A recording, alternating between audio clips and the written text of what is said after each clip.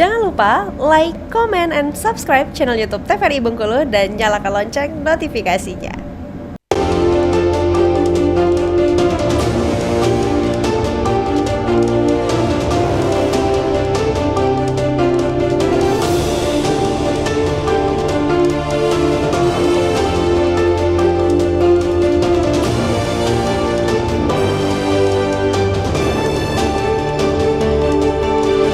Ya pemirsa, Anda kembali menyaksikan Brendo TVRI Bengkulu edisi hari ini dengan tema subsidi perumahan rakyat. Dan tentunya kita masih bersama dengan kedua narasumber kita, ada Pak Ansori dan juga Pak Yayat. Nah, saya ingin melanjutkan tadi Pak, bahwa di segmen sebelumnya Bapak mengatakan ada 3 komponen yang terlibat dalam program subsidi perumahan rakyat ini. Pemerintah dalam hal pemangku kebijakan, kemudian penyedia pembiayaan dalam hal ini bank, dan juga yang terakhir adalah pengembang ataupun developer. Nah, saya ingin membahas spesifik di pengembangnya atau developernya. Jadi kan Bapak mengatakan bahwa harus diperhatikan betul dan lain sebagainya. Jangan sampai membangun sebuah perumahan tapi justru menimbulkan dampak lingkungan yang justru kurang baik dan lain sebagainya. Sebenarnya dari segi pertanggungjawaban, pihak pengembang ini dia bertanggung jawab langsung kepada siapa sebenarnya Pak? Ya, pemberi izin kawasan pemukiman itu adalah dinas pemukiman ya.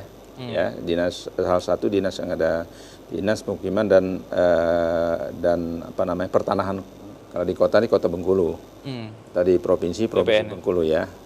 Nah, artinya memang mereka melakukan verifikasi yang secara aturan yang legal formal sudah jelas ya, bahwa sebuah perusahaan pengembang itu sudah memenuhi syarat-syarat yang sudah dipersyaratkan oleh baik dari aspek teknis maupun dari aspek sebuah perusahaan yang mampu membangun ya kawasan perumahan yang layak huni. Nah, bagaimana kita menilai kemampuan untuk pengembang ini memang mampu untuk berkomitmen ya membangun sesuai dengan persyaratan yang disyarat oleh Dinas Perkim tadi, ini adalah hal lain ya kan. Nah, maka dari sisi konsumen juga harus menilai atau menganalisis jadi kemampuan pengembang tadi, dan BTN juga sudah mempunyai nama-nama pengembang yang sudah sangat baik, bagus, kemudian juga yang katakanlah belum begitu baik. Nah, ini juga dievaluasi setiap tahun oleh pemerintah maupun oleh bank. Nah, karena bagaimanapun ini terkait dengan hajat hidup orang banyak.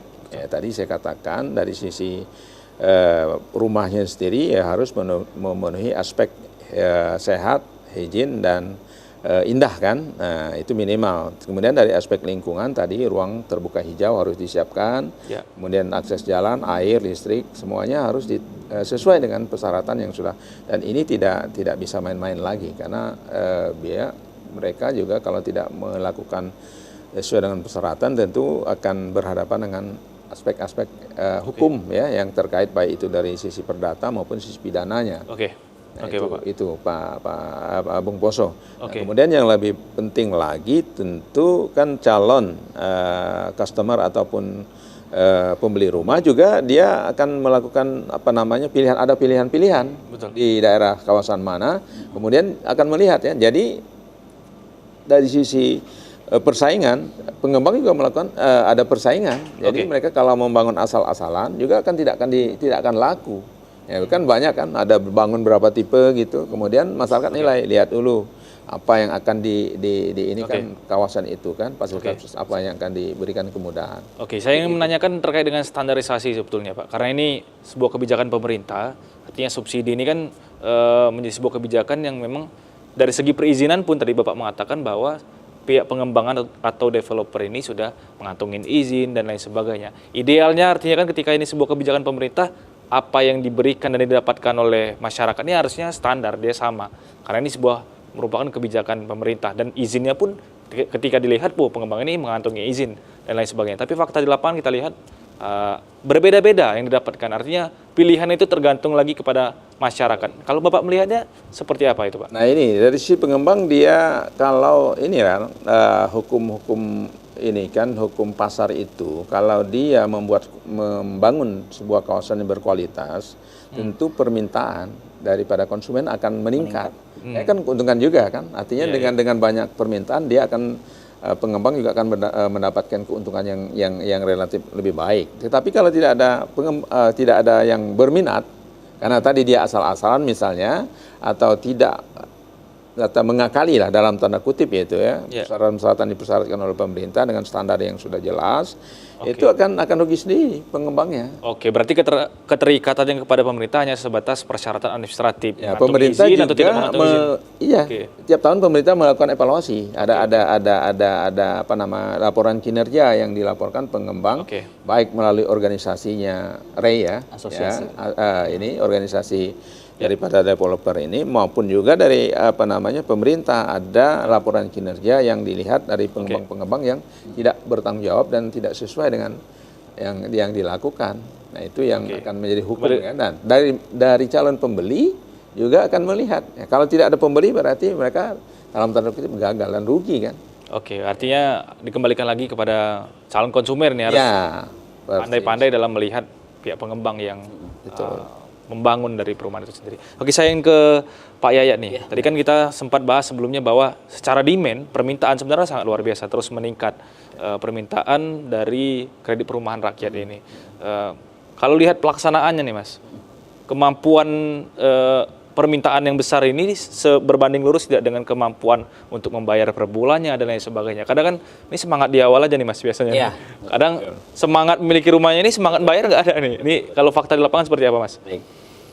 Terkait dengan apa yang disampaikan oleh Bung Poso tadi, betul memang untuk semangatnya kita sangat mengapresiasi sekali untuk semangat kepemilikan rumah, kemudian sangat antusias dalam mau memiliki rumah gitu. Tapi memang kan secara berjalannya tahun pun dari perubahan ekonomi, inflasi dan lain sebagainya juga bisa jadi berimbas kepada si konsumen gitu loh. Artinya kita tidak menutupi bahwa memang ada yang gagal bayar mungkin di perjalanan masa kreditnya dan lain sebagainya. Tapi kan itu juga kita sudah menyediakan solusi-solusi terbaik tentunya dari bank, yang mana kita juga memberikan solusi supaya kita sama-sama dengan perbankan agar supaya gimana caranya si konsumen juga tetap memenuhi kewajibannya gitu loh. Tetapi secara kewajiban per bulannya memang tetap harus dibayarkan atau tetap harus memang dilakukan oleh si konsumen gitu. Oke, jadi masih terdapat alternatif sebetulnya. Masih. Tapi kalau dilihat di Bengkulu sendiri sebenarnya persentase gagal bayar itu tinggi atau tidak? Kalau dibandingkan dengan daerah-daerah lain. Relatif sih Bung Poso. Relatif Bung Poso. Artinya relatif di situ kan tergantung daripada, karena kan mostly untuk di Bengkulu sendiri untuk yang fixed income itu lebih kecil ketimbang dari yang non fixed income. Artinya yang usaha. Nah, kalau kita sudah bicara usaha Pak Ansori, artinya naik turunnya usaha kan itu sangat mempengaruhi. Berbeda dengan yang fixed income. Betul, berbeda dengan yang fixed income. Kalau fixed income bisa diyakini bahwa dalam 1 tahun ke depan memang selama memang tidak terjadi hal yang tidak diinginkan atau tidak dikehendaki oleh si manajemen perusahaannya, kemudian dari perorangannya, itu bisa jadi udah fix bakal clear bayar gitu. Nah, kalau misalkan yang non fixed income itu kan tergantung daripada naik turun usahanya seperti itu. Nah, untuk itu sendiri makanya kita setiap bulan itu mengingatkan ke konsumen agar bisa menabung dari awal gitu. Artinya tidak harus menunggu kumpul dulu uangnya baru dibayarkan gitu. Makanya kita juga menyediakan fasilitas tabungan. Nah, untuk fasilitas tabungan sendiri kan itu sebagai media untuk pembayaran angsuran gitu. Kami juga memiliki mobile banking dan kebetulan saat ini juga kami sedang memiliki program Bale by BTN, artinya cashback terkait dengan pembayaran token, kemudian cashback terkait dengan pembelian makanan dan lain sebagainya, itu kita juga berikan agar supaya mengedukasi dari untuk si nasabah itu menabung gitu. Karena kalau misal langsung membayarkan dengan tenggang waktu yang sudah ditentukan itu memang cukup berat gitu. Tapi kalau kita sisihkan sebagian, artinya kan itu lumayan meringankan gitu. Oke. Ketimbang memang yang oh iya sudah tenggang waktunya saya harus bayar sekian dan pada saat dicek dompetnya wah lumayan berat nih gitu. Tapi kalau misalkan menyisihkan sedikit-sedikit dengan memanfaatkan tabungan juga ya mudah-mudahan itu menjadi salah satu solusi untuk pembayaran setiap bulan. Seperti itu. Sebenarnya solusi dan juga alternatif banyak sekali sudah ditawarkan sebetulnya. Oke, kita harus jeda terlebih dahulu, kita akan lanjutkan di segmen berikutnya. Pemirsa jangan kemana-mana, tetap di Brando TVRI Bengkulu.